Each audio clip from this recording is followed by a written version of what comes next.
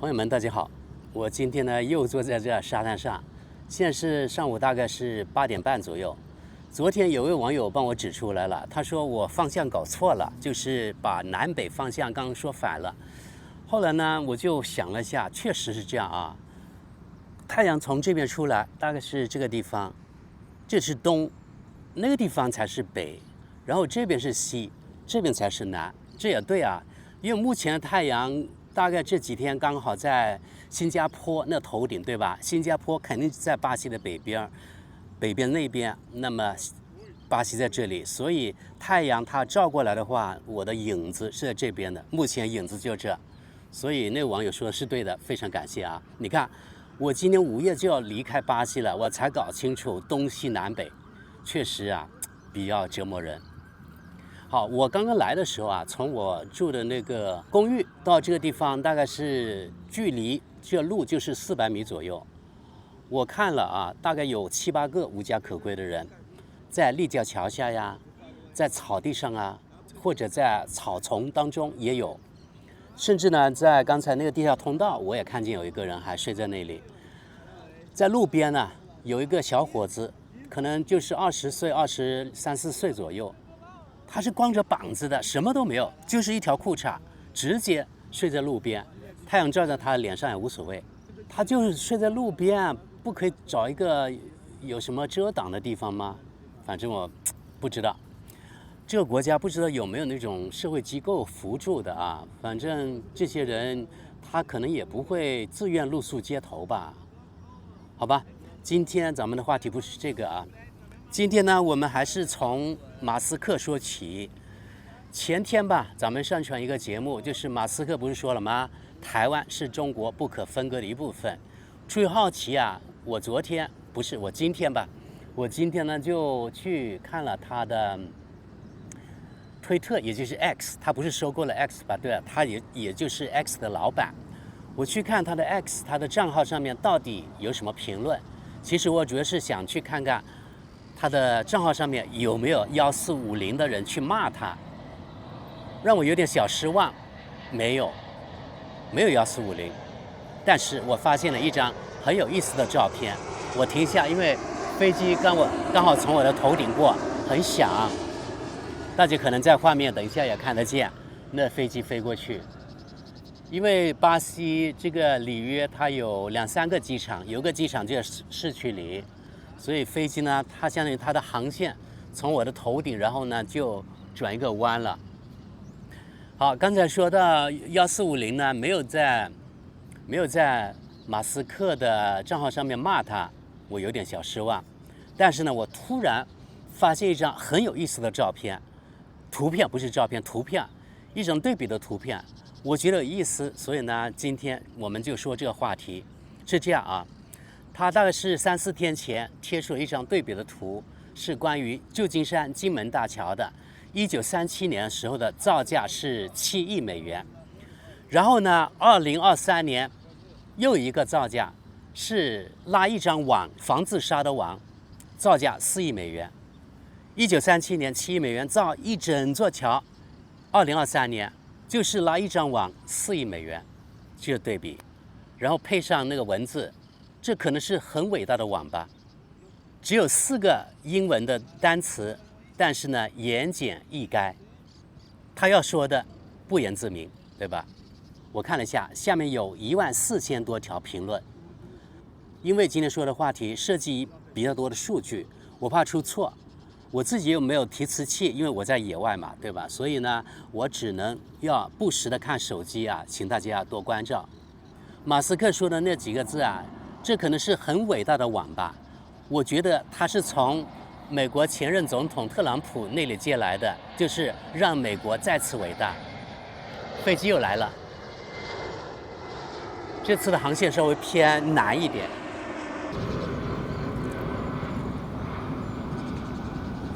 我看见这张图的时候，我觉得很有意思，所以呢，我就去做了一下功课。当然，我们得说啊，1937年的时候7亿美元，我认为，如果你算上什么通货膨胀啊这样那样的，至少应该相当于现在100亿美元以上吧，或者更多。所以它的比较可能有点不是特别的那么正确。不过无所谓了啊，我们就是说说这个话题吧。我发现呢 ，CNN 就是美国有线电视新闻网，在2017年4月14日的时候，对这件事情就做了报道。当年5月开始进行测量，也就是2017年5月开始对这个大桥进行测量，哪个地方或者怎么样安装，肯定要先测量啊，对不对？安装于2018年开始，预计2021年完工，也就是从测量到竣工4年时间，这是官方预计的啊。金门大桥的长度有多少呢？1.7英里，相当于2.7公里，这是长度啊。要铺设这防自杀网，当然一个桥有2边，对不对？这网的长度2乘以2.7，那就是5.4公里。网的宽度是6.09米，咱们45入6.1米吧。最初的合同价格，大家猜猜看多少钱？2.11亿美元。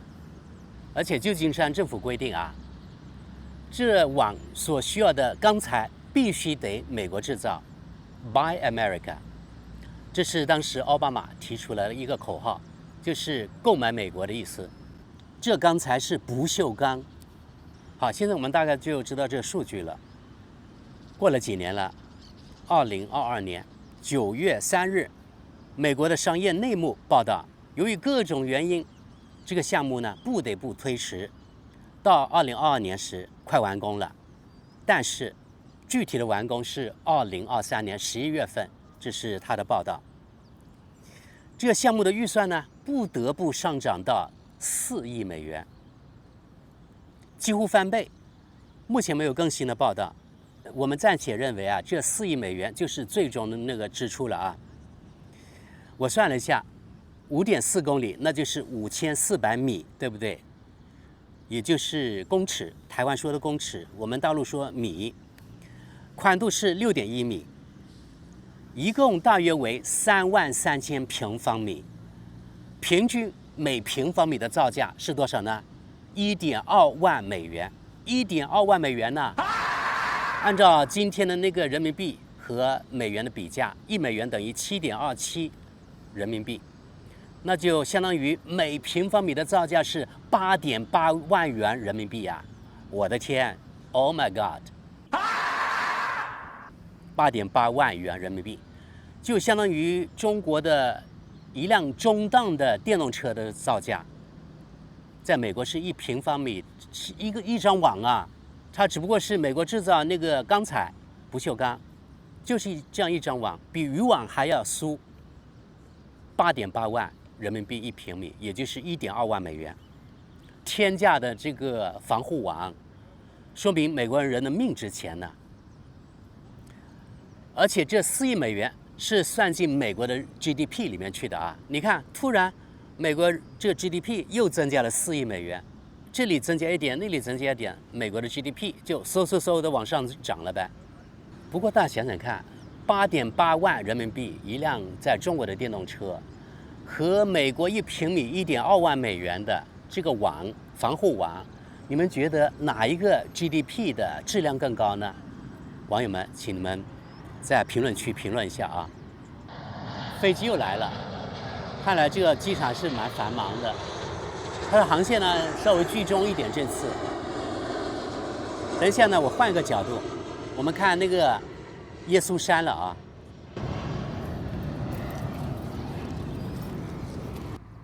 说到造价，让我想起了美军采购的那个价格。我相信呢，网友们也知道了。比如说啊，美国空军采购一个喝咖啡的杯子，每只单价是1280美元。美国空运9只这个山羊从意大利空运到阿富汗，一共600万美元。美名曰为了扶持阿富汗的畜牧业。当然，此类匪夷所思的事啊，在很多国家存在，德国一样也存在。比如说，德国每年都有一本所谓浪费纳税人黑皮书，每年罗列很多项目就是浪费纳税人的钱的。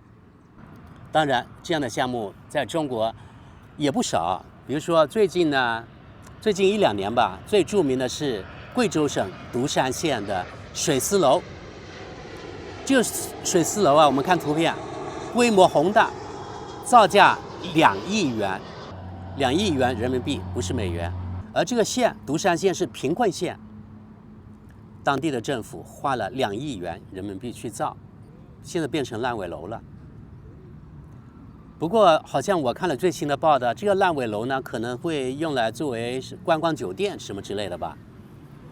我们回到美国这个金门大桥吧，有的网友可能会说，他们花那么多钱去铺设这个防自杀网，就表明当地的政府很在乎这些人的生命啊，他们这些人自杀的命也是命呀，对吧？但是美国人可不这么看。比如说在脸书上面关于这条新闻的评论，我发现呢，那网友一边倒的都在批评浪费美国纳税人的钱。看到这张网的时候，我第一个想法就是，虽然有这张网，但是能阻止轻生的人继续轻生吗？很显然不能。我们就试想一下吧，很容易理解。有个人想轻生，他跳下去，那个网把他接住了，对不对？但是他如果真的想轻生，他又会爬起来，然后呢爬到网边继续往下跳呀。这种网只是把他从桥上面往下跳接住了而已，但是阻止不了他继续往下跳，也就是第2次跳阻止不了。你即使再铺一张网再往下，也阻止不了他继续轻生，对不对？只要他想轻生的话，当然也可能呢会挽救有一些人，他跳下去之后被接住了，然后呢他会反思后悔了，他可能就不会轻生了。但是如果是真的想轻生的人，你是拦不住他的。所以这个网啊，它的铺设到底有没有意义，花那么多钱，值得大家讨论。反对铺网的人会认为，这张网你铺它等于是脱裤子放屁，多此一举。唯一的好处呢，就是增加了美国 GDP， 让一些人呢有工作，创造了那个工作机会，然后呢让一些企业主发财了。有意思的是啊，旧金山当地的政府管这个项目的政府，或者某位工作人员吧，从采访来看是位女性工作人员，她说的英语呢不像正经的美国英语，应该是东欧的一个移民吧，无所谓了，这个跟她背景无关，反正她是代表当地的政府说话的。她说这个项目是一个非常庞大的、非常复杂的项目。The net we will use will be made out of stainless steel ropes. It's very transparent to assure that there is as minimum wind impact on the bridge as possible. This project is Buy America, which means that all the steel has to be made in America. This is a very large and complex project. And 我听到的时候，我忍不住笑了。铺这个网，真的，你说庞大也可以吧，但是说复杂，真的复杂吗？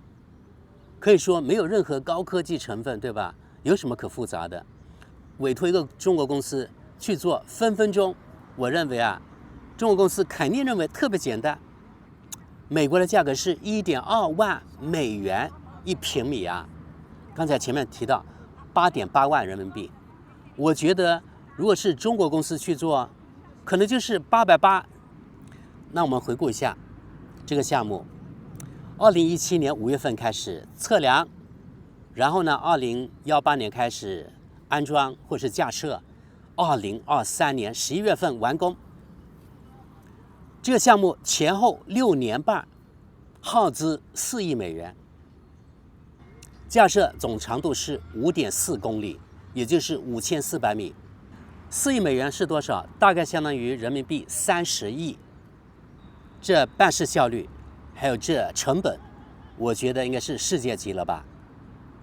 我们回想，就在前2-3天吧，拜登啊，在印度新德里举行的 G20 的峰会上，口出豪言啊，联合印度、中东还有欧洲一起打造一个连接美国、印度、中东、欧洲的轮船以及铁路的什么转运网，就是为了抗衡中国的一带一路，也就是山寨版的一带一路。我马上就想到，金门大桥这防轻生网5.4公里，历时6年半。好，这个连接美国、印度、中东还有欧洲，这个可以说水陆联运网吧。想想看，至少它的铁路有5400公里吧，对不对？相当于金门这个防护网的1000倍。那金门就花了6年半，那这个铁路铺设要复杂得多，对不对？况且1000倍吧，也就是说6600年，这个拜登所提出的项目才会完工，真的是到地老天荒了啊！6600年，成本呢，可能是天文数字。当然，朋友们，我是从纯数学的角度去计算，具体要不要6600年我不知道，成本肯定是天价。所以德国网友说得好，我们现在在地球上活着的人，没有一个人可以看到这个项目的完工，确实是这样。所以我现在越来越觉得啊，在西方这种选举体制下的人，这些政客还有这些人，除了吹牛他们第一之外，他们的办事效率真的不敢恭维。你看，这5.4公里的一段还是防护网呢，只是网子啊，比渔网还要粗的网子，竟然工期6年半，它的成本是4亿美元，也就是前面说的每平方米8.8万人民币。难怪马斯克他作为企业主，因为他知道成本效益，贴出这张比较的图，他的目的肯定是为了讽刺美国的基建特别烂，对不对？马斯克贴出这张比较图之后，那网友们怎么看呢？前面我说错了，不是14000，而是24000多条评论。那我们看几条评论吧，因为不可能24000条都看啊。第一条评论：一如既往的政府在浪费我们的钱。下一条评论：事实上很有趣的是，大多数跳下并被网救下的人，实际上都生存感激，也后悔跳下去。下一条评论：多么伟大的成就，至少应该获得诺贝尔奖。埃隆肯定为你感到骄傲，你让他很开心。下一条评论：他们说最初花费是140万美元，但由于不可预见的障碍和诉讼，最终花费了4亿美元。每年大约有30人从金门大桥跳下，虽然拯救生命是件好事，但4亿美元听起来像是滥用资金。下一条评论：这是我第一次看见自嘲的三哥。他说：“我以为这种情况只发生在我们国家呢，但它是常见的丑闻。”下一条评论：要知道，用美国政府给乌克兰的钱，他们本可以给每个美国家庭10万美元，而且还足够抵消所有的学生贷款。他们本有机会消除贫困，但他们选择了战争。下一条评论：1937年是7亿美元，2023年是4亿美元，哇，省了一大笔钱。下一条评论：我们曾经是伟大的建设者，现在我们被政府的各种执照、监管和腐败所挟持。下一条评论：我们仍然是伟大的建设者，我们只是被腐败的官员和权力饥渴的中央集权组织管控着。下一条评论：这位网友贴出了一张图，上边的文字是第三世界国家，下边的文字是不，这是旧金山佩洛西所在的选区。下一条评论：官僚主义使成本成倍增加，想象一下，为了安装这些网，他们要跑多少个委员会？下一条评论：这些是对环境友好的网吗？下一条评论：公平地说，1937年的7亿美元相当于今天的150亿美元，这样的对比是不是有点无聊？下一条评论：怎么能阻止某人跳2次？德国知识说明，这个人想法与我一样，先跳下去，被网拦住了，从这种网再跳下去，不就行了？下一条评论：你可以说我傻，但是如果有人跳下去落在网上，有什么能阻止他们站起来，从网子上再跳下去呢？下一条评论：你没搞清楚重点，有几个人靠这些价值4亿美元的网发了财，你应该为他们感到高兴。欢迎来到加州。下一条评论：过去的美好时光，纽约帝国大厦13个月就竣工了。下一条评论：我猜，如果你跟着钱顺藤摸瓜，某些旧金山主管发财了。下一条评论：他就是洗钱。加州的高铁项目进展如何了？下一条评论：不，这只是一个很好的例子，说明政府已经变得多么低效。下一条评论：腐败无处不在。下一条评论：洗钱到了令人难以置信的地步啊。下一条评论：太搞笑了，是无法完成加州高铁项目的同一批人吗？哈哈哈哈。下一条评论：就像在阿根廷一样，33年前，政府在我们小镇的街道上铺设了人行道，但却跳过了我所在的街区。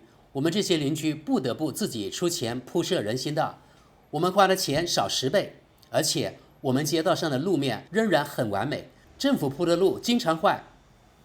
下一条评论：4亿美元可以建造很多住房，我相信每年大约有30人从桥上跳下。可以肯定的是，大多数人会从其他地方跳下去。我认为这是浪费纳税人的钱。好，朋友们，大家可以看到，网友们几乎一边倒的批评及讽刺加州或旧金山政府浪费纳税人的钱，或者在洗钱。这种每平米1.2万美元的天价王，可能只有美国人才有资格享受吧。这真正体现了当地政府重视人命，毕竟轻生者的命也是命呀。你们怎么看呢？好，朋友们，那今天咱们的话题就到这里吧，谢谢大家，那我们下期见。